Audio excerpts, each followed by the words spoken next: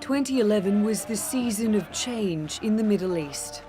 Popular uprisings in Tunisia and Egypt challenged decades of autocratic rule, calls that also echoed in Syria and first came from the town of Daraa. What started as peaceful anti-government protests turned deadly after security forces loyal to Syria's Bashar al-Assad started killing demonstrators. The crackdown eventually turned into a civil war with no end in sight. A hallmark of the Syrian conflict has been the profound suffering inflicted on civilians. Caught up in the spiral of violence with nowhere to go. As fighting escalated between regime forces and a splintered opposition and morphed into a wider war that dragged in foreign powers and terrorist groups. Ordinary Syrians have borne the brunt of the carnage. The horror they've endured has been captured time and again for the world to witness. It has led to repeated calls for an end to the fighting and repeated calls for a political solution. Assad must go. Assad must go. Bashar al-Assad doit partir. But peace has proved elusive. Humanitarian diplomacy seems to be totally impotent. We're getting nowhere at the moment. Numbers can only tell part of the story, but they are a visceral reminder of the scale of devastation. In 2016, the UN gave its last estimate of the death toll. It stood then at 400,000 killed. This year, it's acknowledged the missing. Tens of thousands of civilians arbitrarily detained in Syria remain forcibly disappeared, while thousands more have been subject to torture, sexual violence, or death in detention.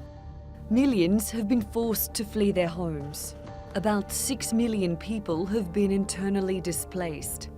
6.6 million Syrians are refugees in neighbouring countries. For those still inside Syria, nearly 60% of the population are what the World Food Programme describes as food insecure. These would have once been unthinkable figures, but now they're just part of the toll of this decade-long war. Assad remains in power. Syria remains a nation carved up by conflict. And it's all taken place while the international community has watched on.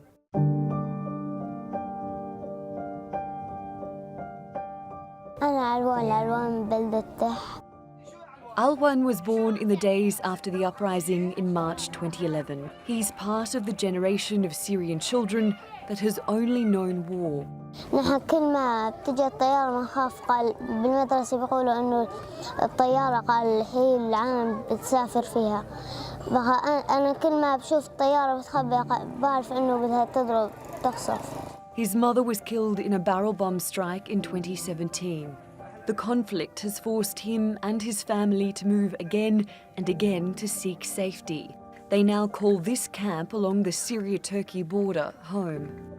أنا لما خلقت الثورة إنه هيك الله رايد بس لو ماني جاي بهالوقت هيك لأنه الطلاب المدرسة رفقاتي في بعضهم نزحوا وبعضهم ماتوا وبعضهم هلق هيك معانا بقي 2 3 بس.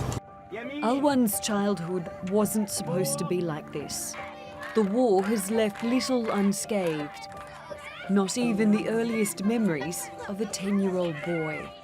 Natalie Pohonen, The Newsmakers.